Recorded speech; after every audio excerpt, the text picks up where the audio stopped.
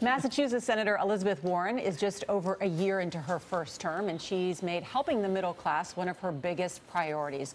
Warren believes the system is rigged against families like the one she grew up in.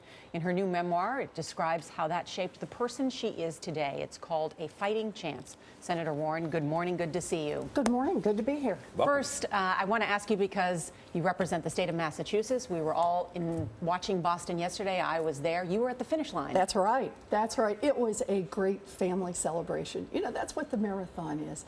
People line those runways, you cheer everybody on, and every single person who crosses the finish line, it's a victory for all of us. So great party. We own that marathon. That's right. I heard one of the runners say we want to create new memories, and they certainly did that yesterday. They did. Yeah. Let's talk about your book. You have been known as a champion for the middle class. Why have you made that your calling? You know, maybe it's because, like a lot of families, you know, I grew up on the ragged edge of the middle class. My dad worked hard, had a heart attack when I was 12. It kind of turned our family upside down financially. He ended up as a maintenance man. My mom worked a minimum wage job at Sears. But I made it to the United States Senate. And I made it to the United States Senate in part because America invests in was back then investing in kids like me. I went to a college, a commuter college that cost $50 a semester because America was really making those investments in kids. Today, that's not happening. Today, it's a rigged playing field, and it's not working. Washington is not working for hardworking middle-class families. But so you know, that's why I Senator, wrote this book. But Senator, so many people say, but it's their own fault that they got into this trouble all by themselves. They call it lack of integrity, lack of self-control. But the research, and you've been working, as Nora said, for the middle class for a very long time, you found something very different. You said that sometimes good people just get in bad situations. Elaborate on that a little bit. You know, one of the things we discovered, I went out with my co-authors, and we did a lot of research starting 25 years ago on families who went broke. And what we discovered is that those families mostly looked like the rest of middle-class America. Went to school, bought homes, got married, had kids. But the difference was they got totally slammed by a serious medical problem, had a long period out of work, or had a death in the family or a divorce. Those three reasons alone account for more than 90% of all bankruptcy filings. It was like it was in my family. You can work hard, you can play by the rules, and you can still take a terrible smack to the head financially. You make 2 points. One is that clearly we're not investing in the things that made America great, not only in terms of providing the kind of opportunities it did for you, but also the income inequality is growing. You look at the top 1% is growing much larger. If you look at the top 10%, it's growing. What is it that this country and the Congress that you are a member of do? Well, I think the game fundamentally is rigged. Look, let's start with the banking system. There's a good place to look at it. Starting back in the 2000s, the largest financial institutions in this country figured out that they could make $1 bazillion. How? By tricking American families on mortgages.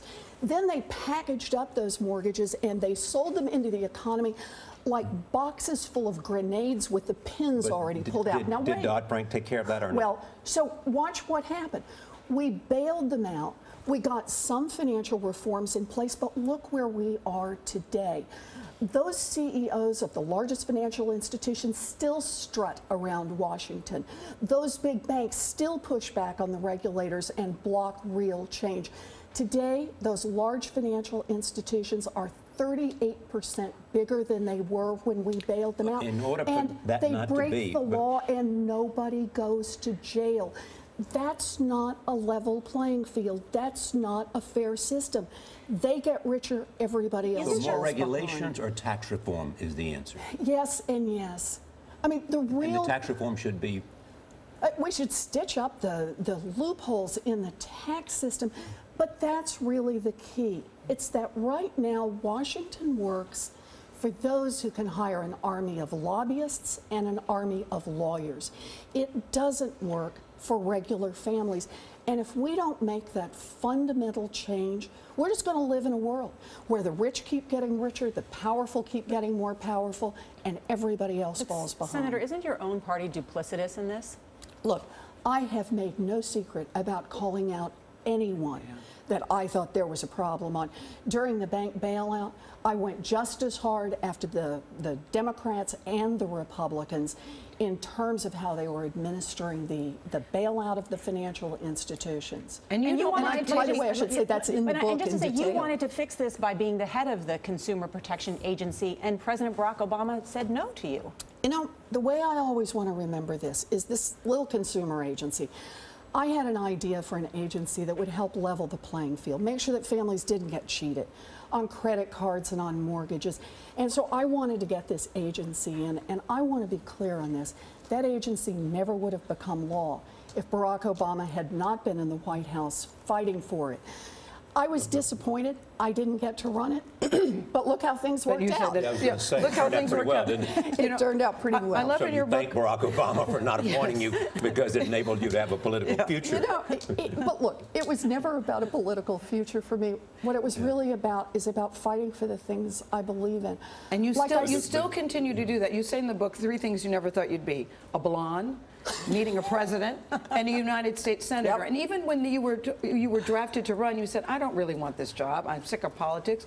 Your family told you not to do it. But here you sit today as a United States senator, and people are already thinking, buzz, buzz, buzz, president, president, president. I've heard you say no. I've heard you say no.